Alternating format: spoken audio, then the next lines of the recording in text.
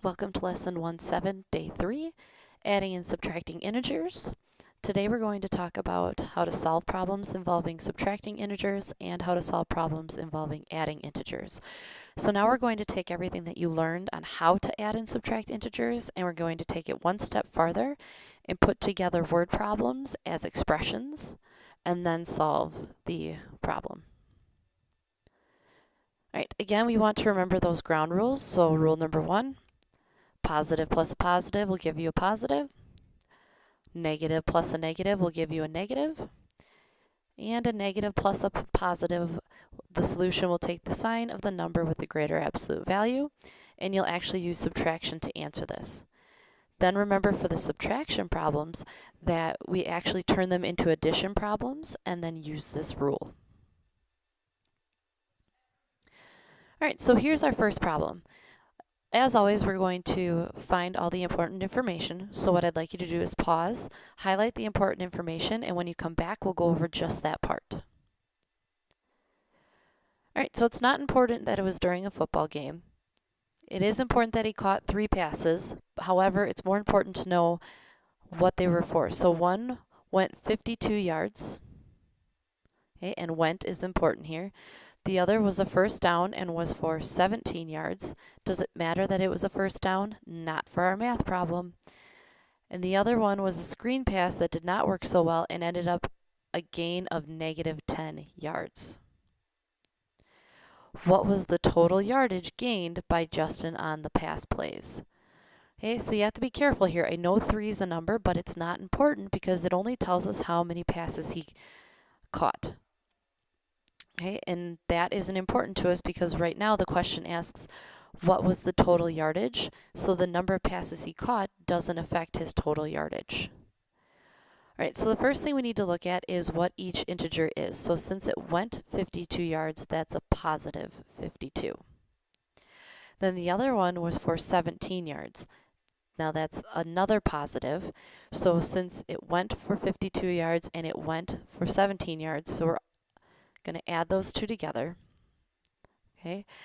Now it's also a gain of negative 10 yards. So negative 10 yards, and then we would add that together. Okay, so now instead of, I know you would think, oh, just put minus 10. In this case, I want you working with how to write the integers. So negative 10 yards, so losing 10 yards is a negative 10, and you would add the negative 10. So I want us to practice writing expressions with integers so we can practice solving expressions with integers.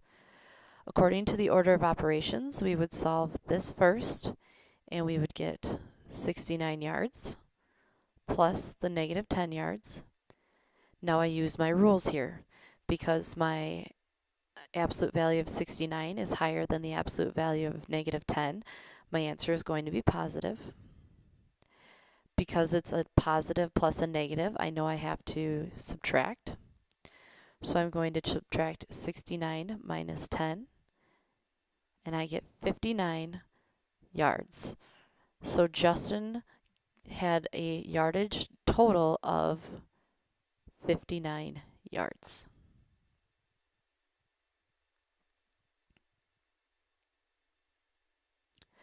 All right, this next problem I want you to try on your own, highlighting, setting up the expression and everything. I would like you to first highlight and set up the expression and then come back to make sure that you set up the expression correctly, and then we'll go from there. So go ahead and pause and go ahead and try. All right, doesn't matter to us that it was a very freaky weather day. It does matter that it started at 9 degrees Celsius. Does it matter that it was in the morning? Absolutely not. It matters that it went to negative 13 degrees Celsius. Does it matter that it was at noon? Absolutely not. And it stayed that temperature for 6 hours. Is that important to us? Probably not, but we can check. And then it rose 7 degrees Celsius. So that is actually important to us as well. Rose and the 7 degrees Celsius. The rose tells us that it was a gain, so it would be a positive or a plus. And then the 7 degrees Celsius is important. Now the question is, how far below the freezing point, which is 0 degrees Celsius, was the temperature at 6 p.m.? All right, so the first thing we need to write down is that it started at 9 degrees Celsius. So we can just leave it as a positive 9. And then it went to negative 13 degrees at noon. Okay, so then it went to negative 13 degrees. Now the next part tells us that it stayed like that for 6 hours and then rose 7 degrees. So that would be a plus 7. Now here's the thing. It tells us that it was 9 degrees and that it went to negative 13 degrees. So there's actually no math to do here. I know a lot of you might have put 9 plus a negative 13 or 9 minus 13, but that isn't, it didn't tell you that it dropped 13 degrees. It didn't tell you that it dropped negative 13 degrees.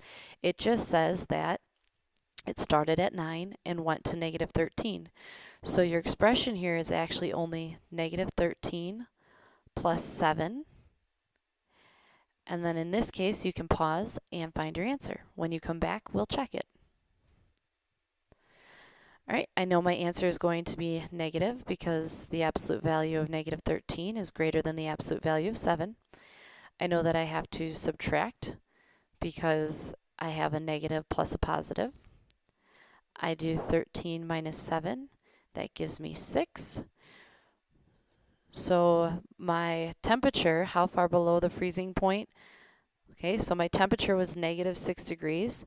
So my answer is actually, and I'm going to type this to make it go a little bit faster.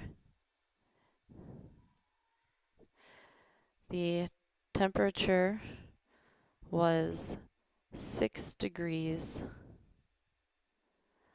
away from freezing. Now the difference here is it's asking you how far below the freezing point it was. So it actually wants the absolute value here. So we could even change our expression to look like this, to have the absolute value symbols on here. However, I would have been fine with this, and then realizing that it's not negative 6 degrees away from the freezing point, or you could say the temperature was 6 degrees below freezing.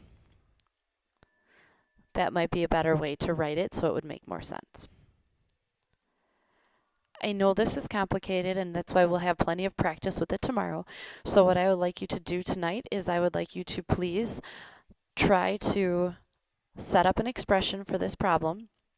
And for this post, we're going to have you reply. I'm not going to have you take a quiz. I'm just going to have you reply. I want you to reply with your expression and then with your answer. So on your post,